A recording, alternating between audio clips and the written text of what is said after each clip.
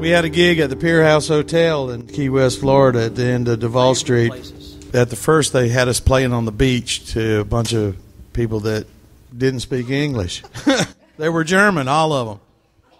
But we must have done real good because they promoted us into the bar upstairs in the Havana Docks bar, and I thought, as being a country boy raised up right up the street there, about 128 miles in Tigerville, that I had arrived because I was playing in the fanciest hotel in town, in the fanciest bar in the property. And I'm thinking, all right, we're on the way. We're on our way. This is happening. So we go in one night and we play, and it didn't sound real good to me. And I told the guitar player that I was working with, so I'm going to go down to the club and see if I can get that sound a little better. So I went down there, and they let me in. Then I went in and worked on the PA for real.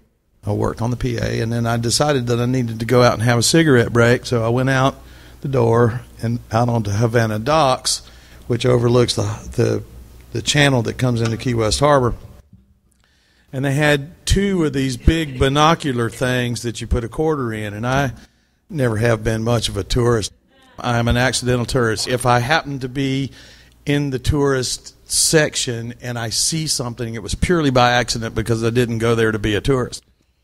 So I'm standing there, I'm smoking a cigarette, and I'm thinking, wonder what these damn things do. And I went over and I read the directions. It said put a quarter in, and so I reached in my pocket and felt around, and sure enough, I had 3 quarters in there. I put one in, and I looked across the water at Christmas Tree Island. Used to be there. Now Pritam Singh has put condominiums over there, and you can't really tell. And then the quarter ran out, so I reached in my pocket and got another quarter, put it in there, and this time I kind of panned around this way and looking down towards the Hyatt, but it wasn't there yet. But what I did discover was that the topless beach at the Pier House was just right there, and these... It was behind a fence, but I was elevated a lot. And I could look down, and I could see these breasts that were covered in coconut oil because I could smell it, I swear, through those binoculars.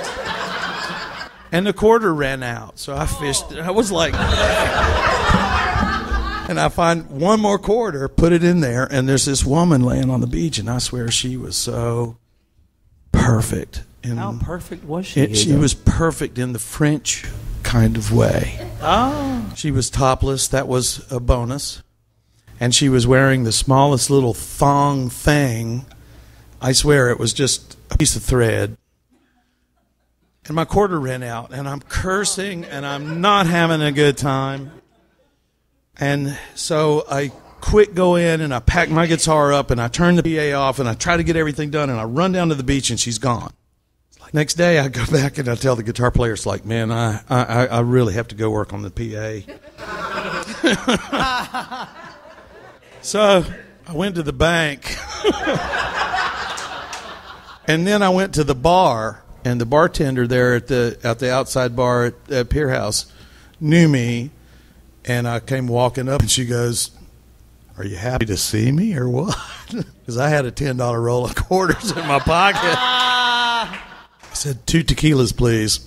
She gave me the tequila, and I went up to the Havana Docks bar, and they let me in, and I turned on the PA, and I unpacked my guitar, and I put it on the stand, and I went straight out to the outside, started putting quarters in the thing, and I turned it, and there she was. I got $10 worth of looking at her, and then the tequila kicked in, and I walked down to the beach, and I got the cabana boy to the chair next to her had opened up in the interim, and I'm thinking, the stars have aligned. This is going to be perfect. Put me a towel on that chair right there. Bring us 2 pina coladas, please. The special Pier House ones with the 1/4 inch or 1/2 inch of Black Myers rum floating on the top. If I start talking to this woman, she's ignoring me like I'm the cockroaches in the bodega down the street. But I'm not gonna be discouraged. I'm gonna keep my courage up. keep a positive attitude. I'm going to envision what I want. I look at her, very longing look in my eye. I said, play that, Pike. That sounds pretty good.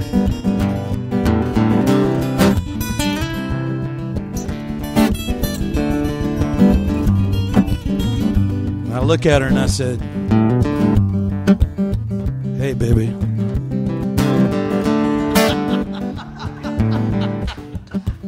I said, how about you and me spend a little time together tonight? I said, gosh, you're looking good. I've been noticing how pretty you are. We could have some fun together. Trust me. She wasn't buying that trust thing.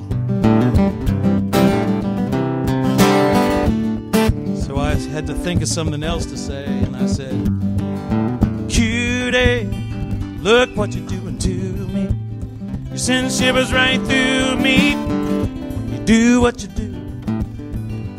Oh, Cutie, little Caribbean beauty, lay your body next to me. I want to make love with you. Wake up in the morning with a big old grin. She's taking me to heaven and back again. Sweet, sweet loving, gonna last all night. I don't get no sleep. I feel alright. I say, Cutie, look what you're doing to me. You send shivers right through me. You do what you do. Oh, Cutie, little Caribbean beauty, lay your body next to me. I want to make love with you. She likes to party and hang out late. When it's time for some loving, she just can't wait. She dragged me home, throw me right in the sack, and the loving so good. I have to jump back and say, Cutie, look what you're doing to me. You send shivers right through me. You do what you do. Oh, Cutie, little Caribbean beauty, lay your body next to me. I want to make love with you. Now she drives me crazy with her sweet, sweet stuff. She's always in the mood, she can't get enough. I like to lay back and maybe catch a few Z's, but she licks her little fingers, whispers, come on, Cutie, look what you're doing to me. You send shivers right through me. You do what you do. Oh, Cutie, come here and take the booty. Now lay your body next to me. I want to make love with you. Yes, I do.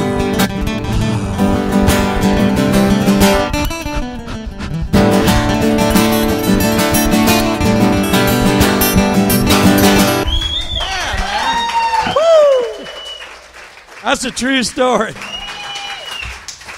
Are you sure that was all true? That's all of it's true. There was no underwear involved? There was no underwear at all. I'll tell you what's even funnier.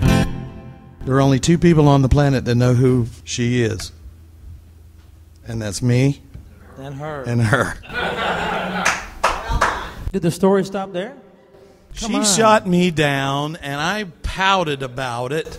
And I went back to my apartment, and I said, you know what? I stopped myself. I said, Hugo, wait. You're dealing with this all wrong, son. You're letting her get to you. You are a songwriter. You are a storyteller. You are a creative individual, and you can write a song and tell the whole world what a...